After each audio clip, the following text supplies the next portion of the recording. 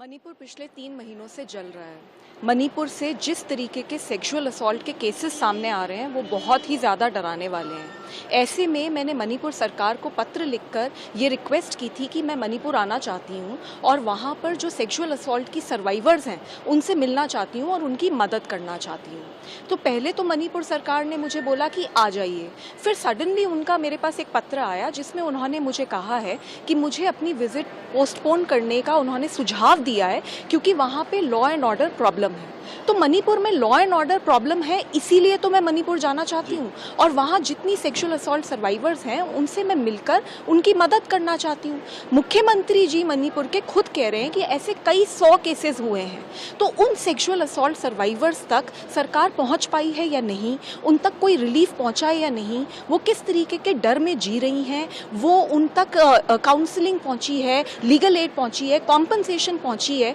कोई धमकियाँ तो नहीं मिल रही, ये सारी चीज़ों का जायज़ा लेने और उनकी मदद करने मैं वहाँ जाना चाहती हूँ। तो मणिपुर सरकार का जो सुझाव है कि मैं अपने डिसीजन को रिकंसिडर करूँ, उसके बारे में मैंने काफ़ी सोचा और मैंने ये निर्णय लिया है कि मैं मणिपुर जा रही हूँ। मैं मणिपुर मुख्यमंत्री को ये पत्र लिख के बता भी रही हूँ और उनसे अपील कर रही हूँ कि मुझे रोकने की कोशिश ना की जाए, मेरी मदद की जाए, ऑफिसर्स से बात की जाए और मेरी विजिट रिलीफ कैंप्स में और जहाँ पे भी ये लड़कियाँ हैं वहाँ तक करवाई जाए, जिससे कि हम उन तक पहुँचें और उनकी मदद कर सकें। साथ ही दिल्ली में काफ़ी सारी मणिपुर की लड़कियां भागकर वहां से आई हैं क्योंकि उनके साथ वायलेंस हुई है। उनके साथ मेरी काफ़ी लंबी मीटिंग हुई है, उनकी भी बातें हैं जो मैं मुख्यमंत्री जी से बात करना चाहती हूँ, इसीलिए मैंने उनसे समय भी मांगा है मिलने का। मैम, मणिपुर के बारे में जब विपक्ष के लोग बात करते हैं तो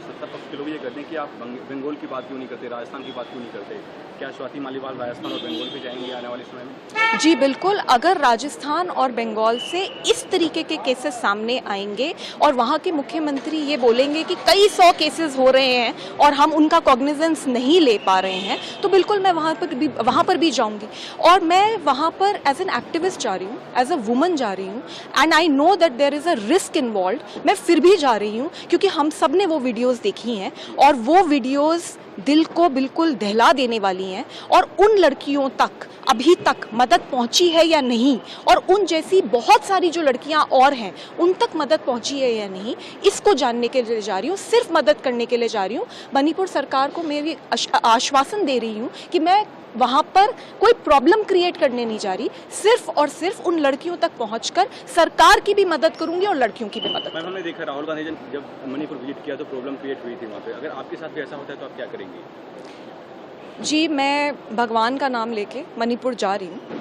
और मैं इसलिए जा रही हूँ क्योंकि मेरी आत्मा मुझे गवारा नहीं करती कि मैं यहाँ दिल्ली में बैठ के काम करती रहूँ और ऐसे महसूस करूँ कि कुछ समस्या नहीं है, जबकि समस्या बहुत बड़ी है। मैं